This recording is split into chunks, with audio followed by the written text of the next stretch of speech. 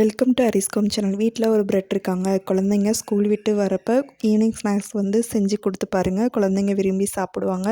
இது புதுவிதமாகவும் இருக்கும். கடையில் வாங்குறதுக்கு வீட்டிலேயே செஞ்சு கொடுக்கலாங்க. செம்ம டேஸ்டியாக இருக்கும். வெளியே கிரிப்ஸியாக உள்ள சாஃப்டாகவும் இருக்கும். இது எப்படி செய்யணும்னு பார்க்குறதுக்கு முன்னாடி நம்ம சேனல் சப்ஸ்கிரைப் பண்ணி வீடியோ பாருங்கள். இப்போ பார்த்தீங்கன்னா ஒரு கடாய் எடுத்து வச்சுக்கலாங்க. கடாயை எடுத்து வச்சுட்டு ஒரு 2 டேபிள் ஸ்பூன் கிட்ட எண்ணெய் சேர்த்துக்கலாம்.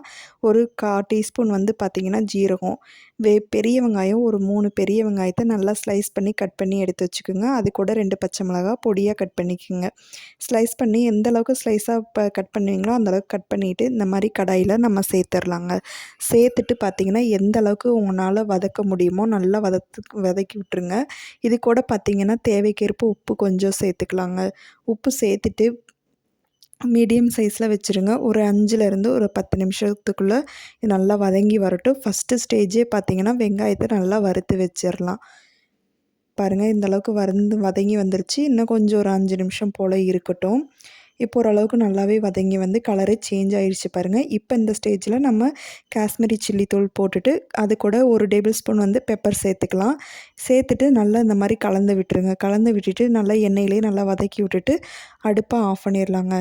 இதுக்கப்புறம் பார்த்திங்கன்னா முட்டை 3 வேக வச்சு தனியாக எடுத்து வச்சுக்கோங்க. எடுத்து வச்சுட்டு பார்த்திங்கன்னா இந்த மாதிரி பீஸ் போட்டு எடுத்து வச்சுருங்க.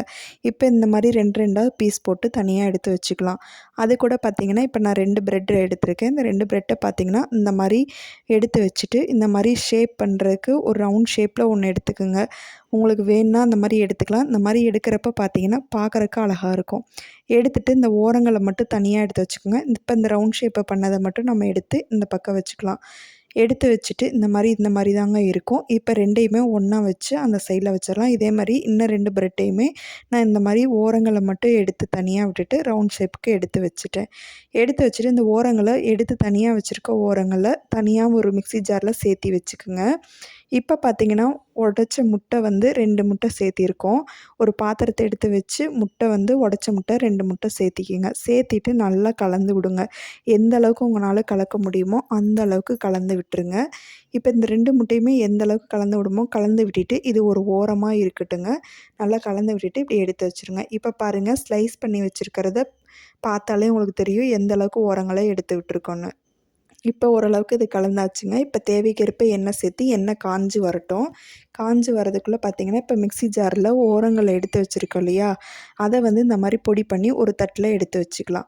இப்போ இந்த முட்டையை கலக்கி வச்சுருக்கிறத ப்ரெட்டை பார்த்திங்கன்னா இப்படி 2 ப்ரெட்டாக எடுத்துக்கோங்க. எடுத்துகிட்டு இதில் ஒரு டிக் பண்ணி அதில் ஒரு டிக் பண்ணிக்கோங்க. நடுவில் இந்த மாதிரி ப்ரெட்டை எடுத்து விட்டுருங்க. 2 பக்கமும் படுற மாதிரி நல்லா ஃபுல்ஃபில்லாக பண்ணிடுங்க. இங்கே பாருங்கள் எந்த அளவுக்கு ப்ரெட்டை மூழ்கிற அளவுக்கு விடுறேன் பாருங்கள்.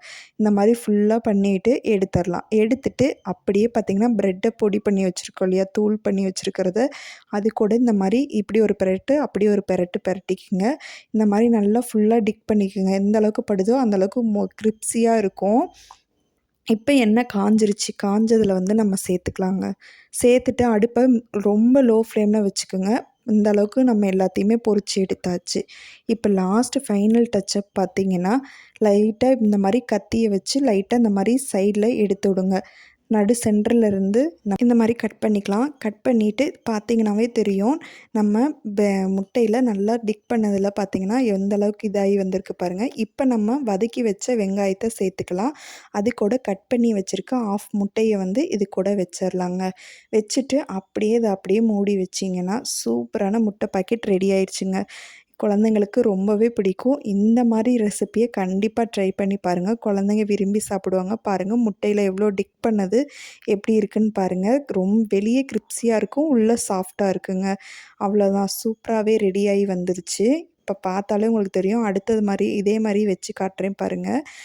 வெளியே பார்த்திங்கனாவே தெரியும். 2ஆக கட் பண்ணி லைட்டாக கட் பண்ணி விட்ருக்கேன். அதில் கொஞ்சம் வெங்காயம், அது கூட பார்த்திங்கன்னா ஆஃப் முட்டை வச்சுருக்கேன். இந்த மாதிரி எல்லா பீஸையும் நம்ம ரெடி பண்ணி வச்சுட்டு குழந்தைங்க வீட்டுக்கு வந்த உடனே ஸ்நாக்ஸ் கேட்குற டைமுக்கு இதை கண்டிப்பாக செஞ்சு கொடுத்து பாருங்கள். குழந்தைங்க விரும்பி சாப்பிடுவாங்க. இந்த முட்டை பாக்கெட் செய்கிறதுக்கு வீட்டில் ஒரு 10 நிமிஷம் டைம் எடுத்தால் போதுங்க. சூப்பராக இருக்கும் ஸ்நாக்ஸு. கடையில் வாங்க தேவையில்லைங்க. இது குழந்தைங்களுக்கு பிடிச்ச மாரி இருக்கும். குழந்தைங்களும் விரும்பி சாப்பிடுவாங்க. பெரியவங்க மொதற்கொண்டு விரும்பி சாப்பிட்றவாங்க. ரொம்பவே டேஸ்ட்டா இருக்குங்க. கண்டிப்பா உங்க வீட்ல ட்ரை பண்ணி பாருங்க. ட்ரை பண்ணி பார்த்துட்டு எப்படி இருக்குன்னு மறக்காம கமெண்ட் பாக்ஸில கமெண்ட் பண்ணுங்க. உங்களுக்கு வேறு என்ன டிஷ் வேணுங்கிறதையும் மறக்காம சொல்லுங்க. இந்த வீடியோ பிடிச்சிருந்தா லைக் பண்ணி, ஷேர் பண்ணி, சப்ஸ்கிரைப் பண்ணுங்க. ஃப்ரெண்ட்ஸ் அண்ட் ஃபேமிலிக்கு ஷேர் பண்ணுங்க.